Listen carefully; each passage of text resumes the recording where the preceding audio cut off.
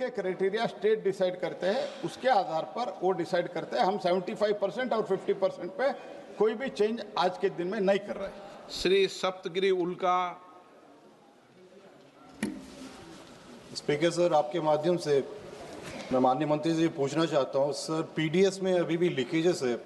When we talk about aspirational districts, 112 aspirational district में Raigarh and Koraput, there are 2 districts in my particular Lok Sabha which are both aspirational, and what we have seen is that because the leakages and the beneficiaries is not getting the due चावल जो नहीं मिलता है, तो 8 tribal people ऐसे थे कंधमाल में जो मैंगो कर्नल खा के वो बीमार हो गए थे, 2 की मौत हो गई थी। और इसमें लीकेजेस ज़रूर है। आपके जो KYC करते हो आप मैंडेटरी कर दियो, और मोबाइल कनेक्टिविटी भी हम लोग के एरिया में बहुत चैलेंजिंग है कोरापुट कंधमाल में। तो क्या सरकार एक यूनिवर्सल बेसिक इनकम जैसे एक मिनिमम अमाउंट हर एक व्यक्ति को देने का प्लान भी कर रहे हैं इन एडिशन टू पीडीएस? क्या आप जवाब देंगे? नहीं, भारत सरकार का जो नेशनल फूड सिक्योरिटी एक्ट के तहत हमको फूड सिक्योरिटी देना है, वो फूड सिक्योरिटी हम रेगुलरली दे रहे हैं।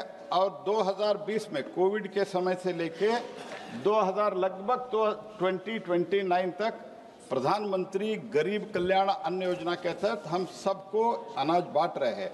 जहां भी लीकेज हो रहा है अप टू डेसिग्नेटेड गोडाउन, ये जिम्मेदारी भारत सरकार के होते हैं। उसके बाद में जो फेयर प्राइस शॉप को चले जाता है, ultimately it goes to the beneficiary. वो बेनिफिशियरी तक पहुंचाने का काम स्टेट गवर्नमेंट का है। जहां भी कंप्लेंट आता है हम तुरंत स्टेट गवर्नमेंट को लिखते हैं कार्रवाई करने के लिए। और all 20.58 crore ration cards and 7.2 crore beneficiaries are digitised. आज ऑलमोस्ट 100% डिजिटाइजेशन करके हम आगे बढ़ रहे हैं।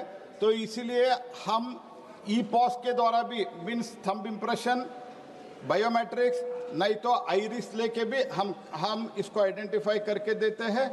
उसके अलावा अभी ई-पॉस के साथ ही साथ ई वेइंग स्केल को भी, स्केल मशीन को भी, वेइंग मशीन को भी वो कनेक्ट करके उसका बहुत ही टारगेटेड जो गरीब व्यक्ति है उनको ही पहुंचाना ऐसा प्रयास कर रहे हैं। स्पेसिफिक कंप्लेंट है तो वो मुझे लिखने दो। Question number 42 Shri Sudama Prasad. Question number बोल दें? जी माननीय सदस्य। जी हाँ, क्वेश्चन 42। ओके, माननीय मंत्री महोदय। जवाब पटल पे रखा गया है। माननीय सदस्य माननीय सदस्य।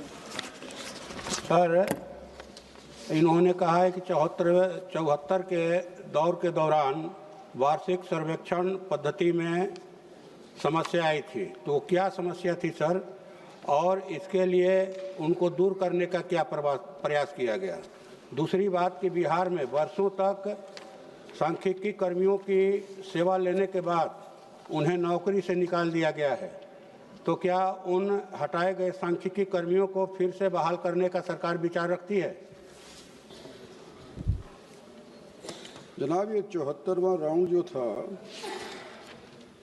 उसके अंदर सुझाव आया था और बुनियादी ढांचा बनाना था कि सर्विसेज सेक्टर का किस तौर के ऊपर आगे के लिए प्रयास किया जाए।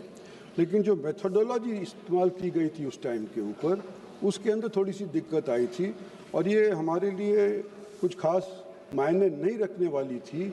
इसलिए सिर्फ एक टेक्निकल रिपोर्ट पेश की गई और वो सर्वे उस टाइम के ऊपर सर्विस सेक्टर का नहीं किया गया, उसको पेश नहीं किया गया।